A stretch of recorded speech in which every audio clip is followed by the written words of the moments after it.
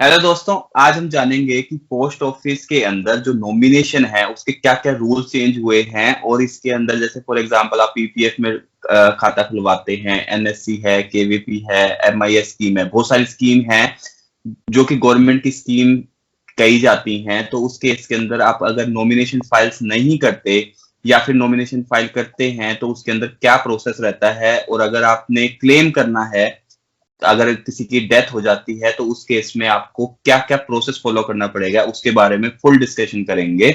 तो आशीष जी, सबसे पहले तो हमें ये बताएं कि पोस्ट ऑफिस के अंदर नॉमिनेशन के क्या क्या रूल्स हैं। बिल्कुल, अभी कुछ रूल्स चेंज किए गए हैं आपको, ताकि दिक्कत का सामना ना करना पड़े। इनफैक्ट पोस्ट ऑफिस में 100% आपकी मनी जो रहती है वो सिक्योर रहती है। इसी के लिए अगर आप देखेंगे तो देश का काफी पैसा पोस्ट ऑफिस में ही सिक्योर रखा जाता है। लोग प्रेफर करते हैं, जैसा हमने बताया आपने विनय जी, चाहे वो पीपीएफ हो, केवीपी हो, एनएससी हो, सुकन्या समृद्धि योजना हो, चाहे वो सेविंग अकाउंट हो। काफी हमारे किसान भाइयों का या काफी जो गांव में लोग रहते हैं वो अपना एफडी या टर्म डिपॉजिट रहता है वो वहीं खुलवाते हैं। सिक्योरिटी एक बिल्कुल आपको मिलती है, लेकिन एक शिकायत थी कि आपको जब क्लेम की जरूरत पड़ती है पैसे की, जब किसी अनफॉर्चुनेट केस में डेथ हो जाती है तो लंबा प्रोसेस रहता है। उसी को आसान करने के लिए नए रूल लाए गए हैं। गवर्नमेंट इन सब चीजों को समझती है, जानती है। इसी के लिए कुछ अमेंडमेंट्स आपके सामने हैं क्लेम प्रोसेस में, जो कि सर्कुलर आया था अगस्त 28 2020 के अंतर्गत, 28 अगस्त के आसपास का। इसके अंतर्गत अगर आपने न्यू रूल के साथ अगर आपने नॉमिनेशन किया हुआ है, लीगल एविडेंस है आपके पास, तो आपको उस केस में नॉमिनेशन के साथ आपको कोई अलग से डॉक्यूमेंट पेश नहीं करने पड़ते हैं। अगर आपका 5 लाख तक की राशि है, काफी आसान कर दिया गया है, क्विक कर दिया गया है। आपको विद इन 7 डेज पैसा मिल जाएगा अगर आप पांच का जो क्लेम अमाउंट है वो 5 लाख से कम का है। और अगर 5 लाख से ज्यादा है तो बिल्कुल आपको डेथ सर्टिफिकेट या जो आपके लीगल क्लेम रहते हैं उसके आपको डॉक्यूमेंट देने पड़ सकते हैं। लेकिन 5 लाख से कम के केस में आपको बिल्कुल कम एविडेंस देके, सिर्फ नॉमिनेशन है, अपना एक केवाईसी डॉक्यूमेंट जो कि एक आपका आईडी प्रूफ है वो देके आपका, अभी हम जानेंगे डिटेल में कि नॉमिनेशन है या नहीं है, उस केस में आपको और क्या क्या डॉक्यूमेंट देने होते हैं। इसके अलावा एक और चीज का प्रावधान रखा गया है कि जैसे आपको पोस्ट मास्टर जो था परेशान करता था कि विटनेस है जो आप साथ लेके आएंगे, उनके भी साइन उसके सामने होंगे तभी आपको पैसा मिलेगा। तो 16 सितंबर 2020 में वो भी एक सर्कुलर लाया है पोस्ट ऑफिस ने। उसमें बोला गया है कि फिजिकल प्रेजेंस जरूरी नहीं है विटनेस की। उस केस में आप उनके सेल्फ अटेस्टेड को फोटोकॉपी आईडी जो है या एड्रेस प्रूफ जो है, इस पे अगर आप उसके साइन करवा के विटनेस के ले आते हैं तो उस केस में उनको आने की जरूरत नहीं है। अगर आपको आज पोस्ट मास्टर बोलता है कि नहीं आपको विटनेस लेके आना होगा, तो उनको आप बता सकते हैं कि आप 16 सितंबर 2020 का सर्कुलर खोलें, उसमें साफ लिखा गया है कि विटनेस को नहीं लाना है। तो इस हिसाब से विटनेस में थोड़ी रियायत दी गई है। और दूसरा, जो 5 लाख से कम की राशि है उस केस में सारे डॉक्यूमेंट को हटाकर सिर्फ नॉमिनी, अभी हम जानेंगे कि नॉमिनी लीगल हायर होता है नहीं होता, उसको पैसा मिलना चाहिए। लीगल हायर अगर आपने कोई विल के अकॉर्डिंग डिफरेंट है तो उस केस में उसको पैसा मिलेगा या नहीं मिलेगा, वो सारे डिफरेंट रूल के जानेंगे। बट अभी ये छोटे से रूल थे जो अभी चेंजेस किए हैं पोस्ट ऑफिस ने। तो यहाँ पे जैसे मैंने पोस्ट ऑफिस में मैंने अकाउंट खुलवाया और उसके बाद मैंने नॉमिनी भी फाइल कर दिया, तो उस केस में जैसे मैंने एक चिल्ड्रन को एज ए नॉमिनी बना दिया और फॉर एग्जांपल अनफॉर्चुनेट डेथ हो जाती है, तो उस केस में नॉमिनी को पैसा सारा मिलेगा या फिर जितने बाकी के चिल्ड्रंस हैं उनको भी मिलेगा? बिल्कुल, तो उस केस में परेशान होने की जरूरत नहीं है। इनके पास, आपके पास सारे ऑप्शन है। अगर आपने एक भी बना दिया है तब भी आप चाहते हैं कि आपके सभी बच्चों को, चाहे वो बेटी हो या बेटा हो, सबको पैसा मिलेगा। गवर्नमेंट की नजरों में, लॉ की नजरों में सभी लीगल हायर है। नॉमिनी जो रहता है वो एक कस्टोडियन की तरह काम करता है। इसका मतलब ये नहीं है कि वो पैसा खुद अपने पास रखेगा, उसका काम है केयर टेकर की तरह। पोस्ट ऑफिस या फाइनेंशियल इंस्ट्रूमेंट जो है, अभी हमारा डिटेल में आप देख सकते हैं कि नॉमिनेशन के जो रूल रहेंगे वो अलग अलग रहते हैं। शेयर मार्केट के लिए, प्रॉपर्टी के लिए, बैंक के लिए, म्यूचुअल फंड के लिए। डिटेल वीडियो में जा सकते हैं, पर आज का जो वीडियो है पोस्ट ऑफिस के लिए, तो मैं आपको बताना चाहूंगा कि नॉमिनी केयर टेकर की तरह पोस्ट ऑफिस से पैसा निकलवाएगा। उसके बाद जो आपकी विल रहेगी उसके हिसाब से वो डिस्ट्रीब्यूट करेगा सारा का सारा पैसा। अगर वो ऐसा नहीं करता है तो लीगल हायर जो आपके बाकी बच्चे हैं, चाहे वो बेटी भी क्यों ना है, वो जाकर कोर्ट में वो सारा पैसा नॉमिनी से क्लेम कर सकती है। वो पैसा आप उनको जरूर मिलेगा। और आप चाहते हैं कि सिर्फ 2 बच्चों को ही पैसा मिले या किसी स्पेसिफिक को, बेटी को ना मिले, या मैं तो कहूंगा उनके इक्वल राइट रहते हैं, उनको मिलना चाहिए, उस केस में आपको विल जरूर बनवानी है, ताकि विल के माध्यम से डिक्लेयर हो पाए कि बिल्कुल ये आप जो पैसा है सिर्फ एक ही बच्चे को देना चाहते हैं या अपनी वाइफ को देना चाहते हैं, जिसको भी देना चाहते हैं वो आप अपने विल के माध्यम से लिख पाएंगे। बट नॉमिनी का जो फंक्शन है वो सबको डिस्ट्रीब्यूट करने का, अगर ऐसा नहीं करता तो कोर्ट के माध्यम से वो पैसा डिस्ट्रीब्यूट होगा। माइनर को भी नॉमिनी बना सकते हैं। इनफैक्ट आप, काफी लोगों के डाउट रहते हैं कि मैं माइनर को नॉमिनी बनाऊं या ना बनाऊं, तो माइनर को आप बना सकते हैं। साथ में गार्जियन आपको रखना पड़ता है जो कि 18 साल की उम्र तक उसको केयर टेक करता है। उसके बाद सारा पैसा आपका 18 साल की जैसी उम्र होती है वो पैसा मिल जाता है। विनय जी, तो यहाँ पे जैसे मैं हमारे ज्वाइंट अकाउंट की बात करें अगर, तो ज्वाइंट अकाउंट में भी नॉमिनी होता है, तो अगर एक की डेथ हो जाए तो दूसरे बंदे को पैसा मिल जाएगा, तो इसके अंदर क्या रूल्स एप्लीकेबल होते हैं नॉमिनी के? क्विकली बताना चाहूंगा, ज्वाइंट अकाउंट का पर्पज यही है कि अगर फर्स्ट होल्डर की डेथ हो जाए तो सारा जो राइट्स होते हैं वो सेकंड होल्डर के पास चले जाते हैं। इन केस दोनों की डेथ हो जाती है तो उस केस में ही जो आपका पैसा है नॉमिनी के पास जाता है। और इनफैक्ट मैं ये भी बताना चाहूंगा, आप नॉमिनी कभी भी चेंज कर सकते हैं। आप जरूर चेक करें आपका जो भी स्कीम चल रही है पोस्ट ऑफिस में, उस सब में आपने नॉमिनी डिक्लेयर किया है या नहीं किया है, आप जाके पूछ सकते हैं पोस्ट ऑफिस की ब्रांच में जाके। अगर नहीं किया है तो आज जाके भी आप चेंज कर सकते हैं या नॉमिनी डिक्लेयर कर सकते हैं। तो आप नॉमिनी जरूर डिक्लेयर करें अपने सभी इंस्ट्रूमेंट्स के अंतर्गत।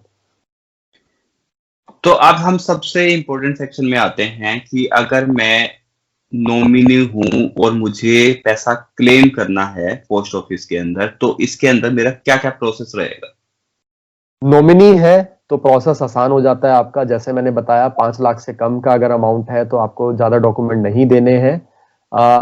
पोस्ट ऑफिस जो पैसा है नॉमिनी को दे देगा, कोई रिस्ट्रिक्शन सप्लाई नहीं होंगी। 7 दिन में आपको जो पैसा आपको मिल जाएगा।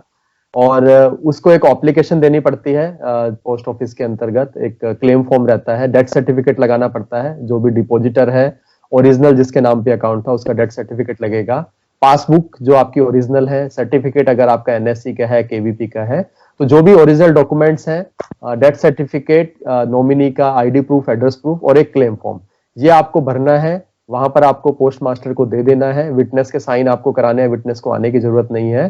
तो इस प्रोसेस के अलावा इस प्रोसेस के साथ आप अपना पैसा क्लेम कर सकते हैं। इनफैक्ट आप चाहें, ऐसा नहीं है कि जहां पर डिपॉजिटर का अकाउंट है तो आपको वहीं जाकर अपना पैसा क्लेम करना है। इनफैक्ट आप किसी भी सिटी में है, जहां पर भी हैं, आप वहां के जो मेन पोस्ट ऑफिस है वहां पर आप पोस्ट मास्टर से मिलेंगे। क्योंकि काफी लोगों को ये क्वेश्चन रहता है, यार मेरा तो महाराष्ट्र में अकाउंट था, आज मैं दिल्ली में शिफ्ट हो गया हूं, तो क्या मुझे महाराष्ट्र जाना पड़ेगा? नहीं, ऐसा नहीं है। क्लेम के केस में मैं बताना चाहूंगा, अगर आप नॉर्मल पैसा विड्रॉ करते हैं, अगर आप जीवित हैं, तो उस केस में आपको पहले अपना अकाउंट ट्रांसफर कराना पड़ेगा। बट क्लेम के केस में, डेथ के बाद, बिल्कुल आप किसी भी पोस्ट ऑफिस में सारे डॉक्यूमेंट सबमिट कर सकते हैं। और जैसे ही ये पोस्ट ऑफिस में सबमिट करते हैं तो ये सारे डॉक्यूमेंट पोस्ट मास्टर की रिस्पॉन्सिबिलिटी रहती है, वो वेरीफाई करता है और उसके बाद आपका जो मेन पोस्ट ऑफिस जहां पर आपका अकाउंट है वहां भेजने का काम उसका रहता है। अब क्वेश्चन आता है कि अगर सारे नॉमिनी भी साथ में, ऐसा ना हो, हम कहेंगे नॉमिनी भी की अगर डेथ हो जाती है तो उस केस में आपकी जो स्कीम्स रहती है उसका फंक्शन वही रहता है जैसा कि नॉमिनेशन नहीं है, क्योंकि आपका नॉमिनी की भी डेथ हो गई है साथ में। तो उस केस में आपका जो प्रोसेस रहेगा वो वही रहेगा कि विदाउट नॉमिनेशन जो प्रोसेस रहता है, जो भी हम जानेंगे, वो प्रोसेस रहेगा। इसके अलावा एक और क्वेश्चन रहता है कि अगर हमारी ओरिजिनल पासबुक या सर्टिफिकेट जो है वो गुम गया है, फिर भी हमें क्लेम करना है, तो उस केस में बिल्कुल प्रावधान रखा गया है। नॉमिनी जो रहेगा वो एक अप्लाई करेगा सबसे पहले, क्लेम करने से पहले, कि मुझे जो पासबुक और सर्टिफिकेट री इशू की जाए अपने नाम पर, नॉमिनी के नाम पे री इशू होगी, लेकिन उसको सारे वो डॉक्यूमेंट दोबारा से सबमिट करने पड़ेंगे, डेथ सर्टिफिकेट रहेगा। तो पहले पासबुक या सर्टिफिकेट री इशू होगी, उसके बाद क्लेम फॉर्म भरा जाएगा और फिर उस केस में जो पैसा है वो जो नॉमिनी को एज ए कस्टोडियन मिल जाएगा आगे डिवाइड करने के लिए इक्वली पर। दूसरा रहता है कि नॉमिनेशन अगर आपने 2 बनाए हैं तो आप चाहें तो आप उसको डिस्ट्रीब्यूट कर सकते हैं कि एक बंदे के पास 60% शेयर रहे, एक के पास 40% रहे। तो उस केस में पोस्ट ऑफिस जो है 60-40 के रेशियो में डिवाइड करके पैसा दे देगा। अगर आपने डिक्लेयर नहीं किया है कि कितने परसेंट पैसा मिलना चाहिए, तो उस केस में 50-50% दोनों को मिल जाएगा। और अगर नॉमिनी, 2 नॉमिनी में से एक नॉमिनी की डेथ हो जाती है अनफॉर्चुनेट, तो प्रोसेस वही रहेगा, दूसरे नॉमिनी का भी डेथ सर्टिफिकेट लगेगा। तो ये सारे प्रोसेस रहेंगे नॉमिनी के। जो प्रोसेस है काफी आसान कर दिया गया है 5 लाख तक के लिए। 5 लाख से ऊपर बिल्कुल डॉक्यूमेंटेशन थोड़ा ज्यादा रहेगा। उसका पर्पज यही है कि आपका जो पैसा है सही हाथों में पहुंचे। पोस्ट ऑफिस में ये बेनिफिट जरूर रहता है कि सही हाथों में पैसा मिलता है। तो लास्ट में जाते जाते अगर मैं बात करूं कि अगर आपने नॉमिनेशन फाइल ही नहीं किया, मतलब लिखा ही नहीं, तो उस केस में मुझे क्या क्या डॉक्यूमेंट लगाने पड़ेंगे और क्या प्रोसेस रहेगा? नॉमिनेशन नहीं है तो प्रोसेस थोड़ा लंबा हो जाता है। आपको 6 महीने से 1 साल तक का इंतजार करना पड़ सकता है। वही 5 साल से कम है, 5 लाख से कम है अगर आपकी अमाउंट, थोड़ा फिर भी वहां पर रियायत दी गई है। लीगल हायर जो आपका रहेगा, जिसके नाम पर विल आपने बना रखी है, लीगल हायर जो है 6 महीने बाद आपकी डेथ के उसके बाद सबमिट करेगा, क्योंकि 6 महीने तक अगर किसी ने अपना लीगल राइट शो करना है तो वो कर लेगा। विदाउट सक्सेशन सर्टिफिकेट भी 5 लाख से कम है, उस केस में 6 महीने बाद अपना एप्लीकेशन डाल के अपना पैसा ले सकता है, जो भी आपके लीगल हायर है, विल दिखाकर।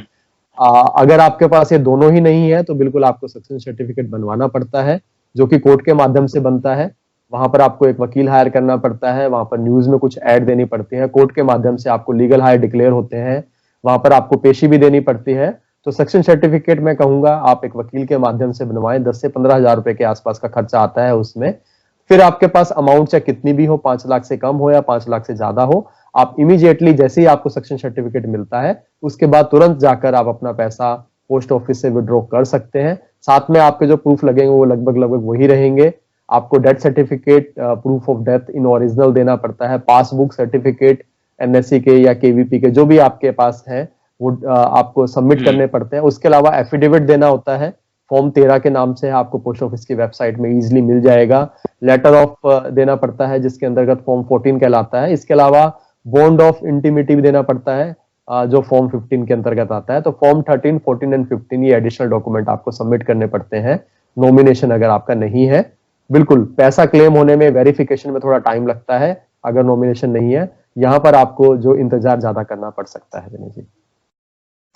बहुत बढ़िया आशीष। तो दोस्तों, अगर आपको नॉमिनेशन से रिलेटेड या फिर बैंक अकाउंट से रिलेटेड या फिर आपको किसी भी और चीजों से रिलेटेड कोई भी क्वेश्चन है तो आप कमेंट सेक्शन में लिखें और आज का वीडियो सब्सक्राइब करें।